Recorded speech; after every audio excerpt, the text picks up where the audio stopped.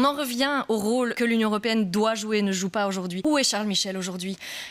Attaque contre Rafah, après avoir massacré Gaza, déplacé les populations. On est dans une situation où le président du Conseil européen ne convoque pas un Conseil européen extraordinaire pour enfin avoir une position commune à l'échelle de l'Union européenne. Qui on a vu la présidente de la Commission européenne, Ursula von der Leyen, que vous soutenez par ailleurs, qui a été faire quoi ? Condamner à juste titre l'attaque du Hamas du 7 octobre, et puis ça fait pchit.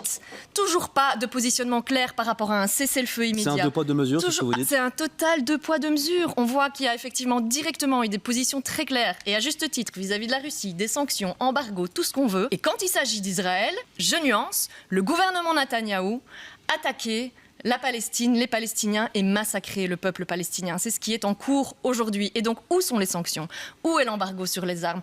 Où est la suspension de l'accord de coopération avec Israël ? On a évidemment des leviers, aussi peu efficaces qu'ils puissent être, mais c'est extrêmement important que ces leviers-là soient actionnés et qu'effectivement l'Union européenne reprenne son rôle au sein de la communauté internationale, qui a une responsabilité, suite à la décision de la Cour de justice internationale, de prévenir le risque de génocide. Et elle ne prend pas, ni l'Union européenne, ni la communauté internationale, sa responsabilité. Ça devient difficile de s'exprimer dans ce dossier parce qu'on a l'impression de prêcher et de crier dans le vide. Où sont nos dirigeants européens sur cette question ? Et la position des colos est extrêmement claire depuis le début. On a toujours été pour la solution à deux États, pour donner un rôle clé et fondamental à l'Union européenne, pour continuer le processus de paix et de négociation. Il a été purement et simplement abandonné malgré la responsabilité historique que porte l'Union européenne dans le dossier.